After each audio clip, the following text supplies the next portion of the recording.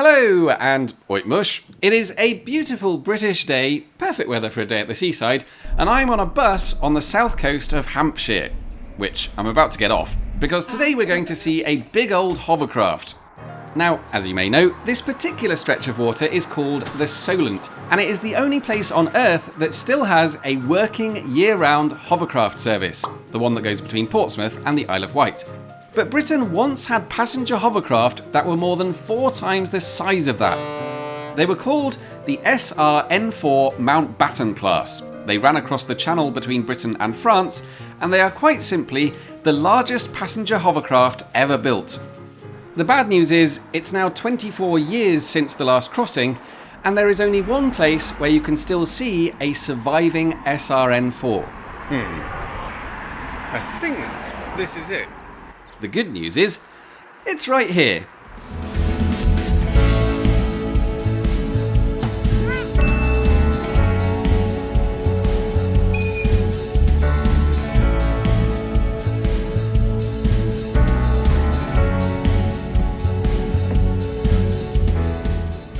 This is the Hovercraft Museum in Lee on the Solent, and it really is the Hovercraft Museum. They bill themselves as the world's largest collection of hovercraft, and they are not kidding. They've got large passenger hovercraft, small personal hovercraft, medium-sized military hovercraft, and a bright blue mini kit car that has been converted into a hovercraft. But of course, what we're really here to see is this.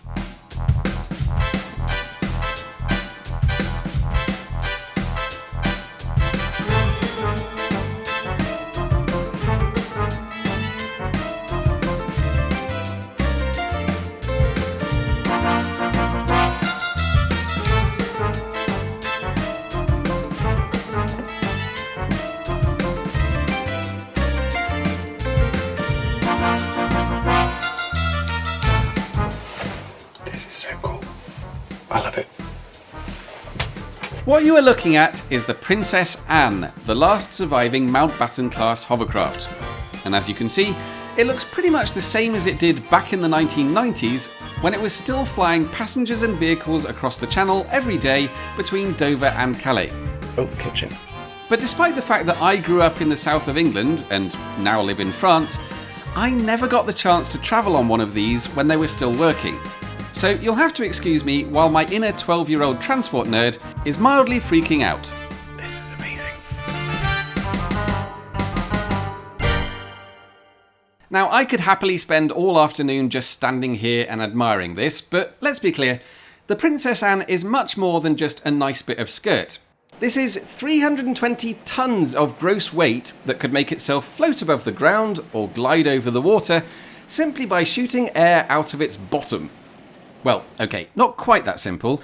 It needed 4 Rolls-Royce aeroplane engines and a very clever system for channeling the airflow just to hover a few centimetres above the surface. But that's still much more than your bottom could do. These hovercraft basically came straight out of the future. So why don't we have them anymore? The SRN4s were built in the late 1960s by a company called Saunders Roe, which explains the S and the R, and apparently the N stands for nautical. They were actually put together just across the water from here on the Isle of Wight, but they spent their entire working lives running cross-channel services between England and France. 2 of them worked for a company called Sea Speed, who ran between Dover and Boulogne, and the other 4 worked for a company called Hoverloyd, who ran between Ramsgate and Calais. And in later years, those 2 companies merged to become Hoverspeed, but we'll come back to that in a bit. Anyway, when they took their first paying passengers in the summer of 1968, these hovercraft changed cross-channel travel overnight. But that's not really because of their size, it's because of their speed. The SRN4s could reach up to 130 kilometers an hour, way faster than anything else on the water, and slashing journey times from 90 minutes in a traditional ferry to more like 30 minutes.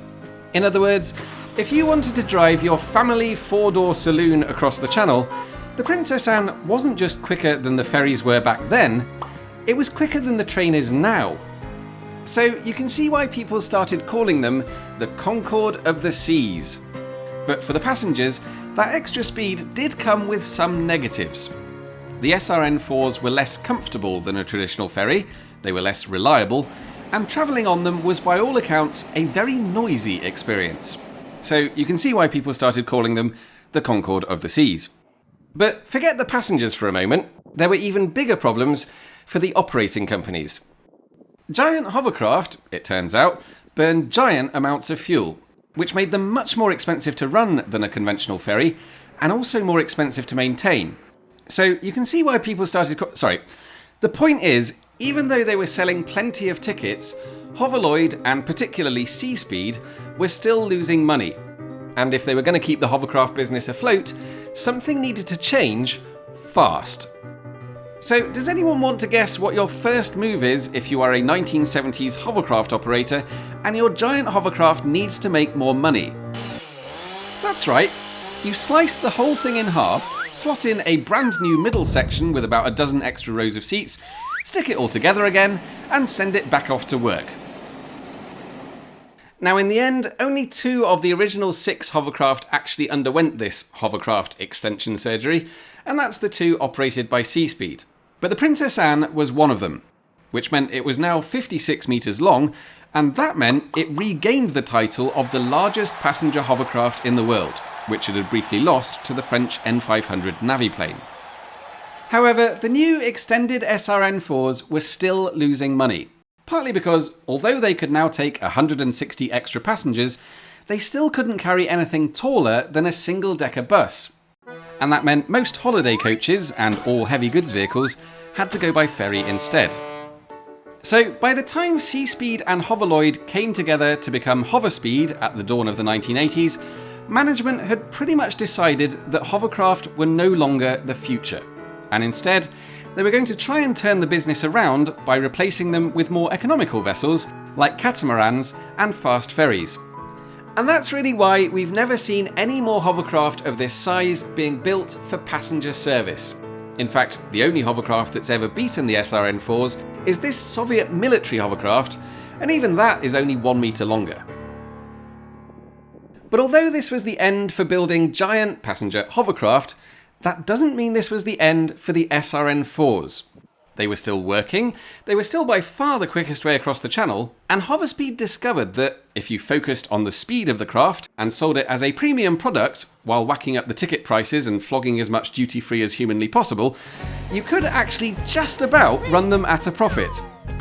So miraculously, Hoverspeed had just about turned their hovercraft business around when the Channel Tunnel opened.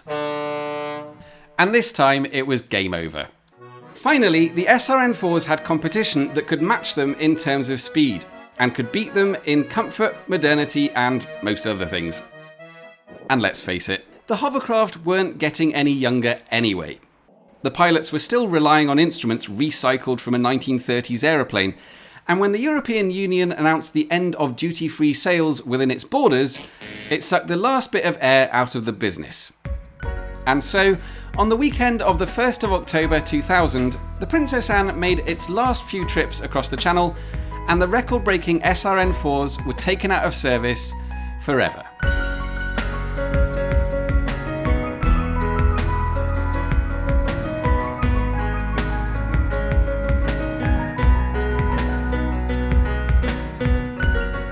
And if you'd like to know more about how exactly these giant hovercraft actually worked, and the fantastic 1960s engineering behind them, I cannot recommend highly enough popping down here next time you're anywhere near the south of England and chatting to some of the volunteers who run the museum.